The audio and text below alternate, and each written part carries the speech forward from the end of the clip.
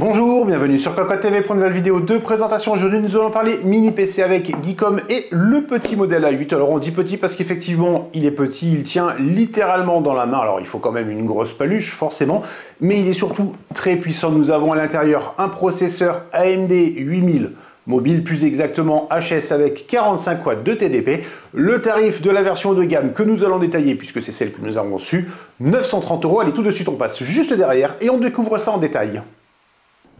Les amis, avant de découvrir le reste de notre vidéo, on vous propose un petit peu de réclame pour GVG Mall, notre partenaire pour les clés Windows, un partenaire qui nous soutient depuis plus de 2 ans et on utilise très régulièrement les clés Windows pour nos machines. On utilise aussi les clés Office. Alors, comment ça fonctionne? On vous montre rapidement. Vous allez sur le site GVG Mall. Ici, vous tapez Windows 10. On prend l'exemple de Windows 10. Ensuite, hop, petite vidéo ici qui va vous expliquer comment ça fonctionne. Vous allez faire acheter maintenant sur cette fenêtre où vous allez avoir la licence Windows 10. Vous n'oubliez pas de mettre le code promo CVIP qui vous permet d'avoir la ristourne de Cocoteland sur votre clé Windows. Ensuite, vous allez soumettre la commande. Vous allez arriver sur la page de paiement. Sur la page de paiement, vous pouvez le voir, vous avez tous les moyens de paiement qui sont disponibles, que ce soit par de la carte bleue, par PayPal, par tout ce que vous voulez. Vous allez faire payer maintenant. Ensuite, une fois que vous aurez payé votre licence, vous allez avoir à l'intérieur de votre panier votre clé Windows qui va apparaître. Et là, il suffit juste de copier votre clé Windows et de la mettre sur votre produit Windows 10 pour pouvoir tout simplement activer votre Windows et utiliser pleinement votre licence Windows 10. Donc, vous avez vu, 40 secondes à peu près et le tour est joué pour avoir une licence officielle pour votre PC. Le mini PC Geekom A8, le voici sorti de sa boîte avec juste à côté la petite brique d'alimentation. À l'intérieur, on retrouve bien entendu le câble d'alimentation, une fixation VESA ainsi qu'un câble HDMI. C'est une bonne chose, ça veut dire que concrètement on peut presque y arriver. Brancher à son écran et démarrer, il va juste manquer clavier souris. Bref, on apprécie toujours le petit câble HDMI, on apprécie surtout cette petite brique. On fera une comparaison un peu plus tard dans la vidéo avec un autre modèle de chez Geekom. On va voir, il y a quand même pas mal de différences. Alors, en bien, en contre, chacun aura son avis sur la question par rapport à différents éléments.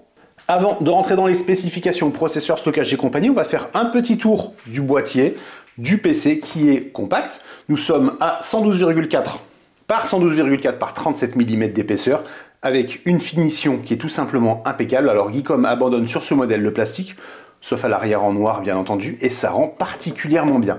À l'avant on retrouve deux ports USB 3.2 Gen 2 en type A, un combo audio, le petit bouton power circulaire qui va s'éclairer en blanc. Sur le côté droit nous avons des aérations. À l'arrière on retrouve bien entendu une large partie pour l'aération, c'est ici que va être extrait l'air chaud.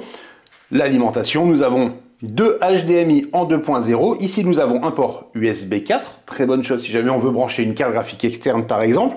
Ethernet, contrôleur Intel qui nous sort du 2,5 gigabits.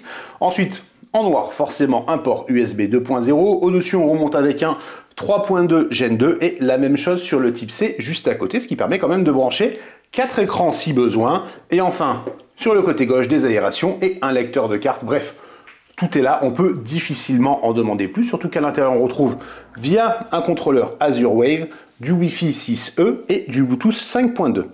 Parlons maintenant un peu de la configuration. Nous sommes sur le modèle haut de gamme qui est vendu 930 € à peu près avec un Ryzen 9 8945 HS sur 45 watts, donc 45 watts par rapport à l'épaisseur, on se dit que ça risque de chauffer un peu ou de faire un peu de bruit.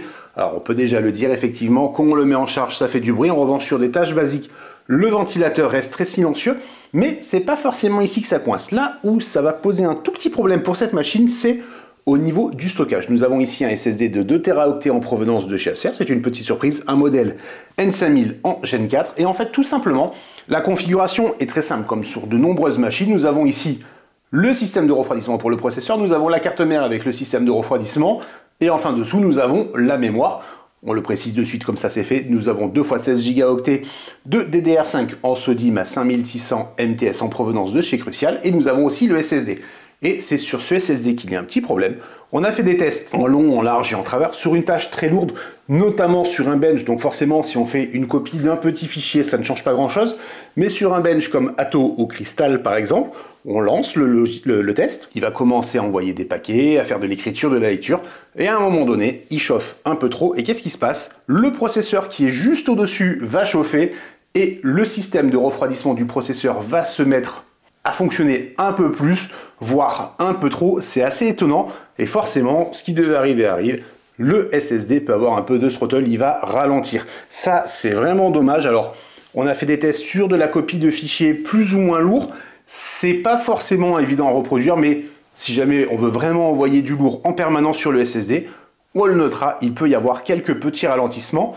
Un processeur qui va commencer à chauffer un peu plus et un ventilateur qui va tourner un peu plus, voire, on l'a déjà dit, un peu trop. Du coup, on se demande pourquoi Geekom a changé le style. Alors, le PC est beau, il n'y a vraiment rien à redire, mais si on prend juste à côté le mini i13, donc configuration Intel, on le voit, il est plus épais. Alors, si vous avez lu le test, vous le savez, ce modèle fait du bruit également, voire il en fait même plus que celui-ci, on peut déjà le dire, mais on se dit qu'avec le processeur AMD, ça aurait pu être un tout petit peu mieux à l'intérieur de ce modèle. Bon, ça, on ne peut pas le démonter, changer la carte mère pour le vérifier. En revanche, ce qu'on peut dire, c'est que dessous, hop, pour accéder à l'intérieur, c'est beaucoup plus simple, puisque nous avons les vis qui sont autour, ou plutôt nous avons les pieds, les patins qui sont autour des vis, alors que là, il faut décoller les vis. En revanche, très très grosse surprise pour la brique d'alimentation, nous sommes à 120 watts ici pour la 8. Et pour l'i13, nous sommes à 120 watts aussi. Et comme on le voit, bon ben, il n'y a pas photo. Clairement, gagnant l'i8, sans pour autant avoir une brique qui chauffe plus. Et ça, c'est une excellente chose. Bref, des choses intéressantes sur ce modèle A8. On peut le dire, les performances sont vraiment au rendez-vous. Avec la partie graphique 780M à 12 unités de calcul qui monte quand même à 2800 MHz. On peut également jouer. Pour vous donner un ordre d'idée, on est sur une performance d'une console de type ROG Ally ou Asus Legion Go, donc ça reste pas mal. Forcément, on va se limiter à du 1080p, on n'hésitera pas à utiliser le FSR par exemple également, donc bref, là-dessus, chacun aura son avis sur la question. Est-ce qu'on peut jouer comme ça sur une télé avec du recul si c'est un écran 4K? Oui, bien entendu, on verra les détails qui pêchent un peu, mais bon, de notre point de vue, ça fonctionne quand même plutôt pas mal, et ça, c'est déjà une très bonne chose. Le moins, on l'a dit, ça chauffe quand même, ça fait du bruit. La brique d'alimentation, très bon point. La connectique, pour nous, il y a tout ce qu'il faut. Allez, la suite, ce sera sur cocolone.com. En attendant, je vous souhaite à tous une très bonne journée.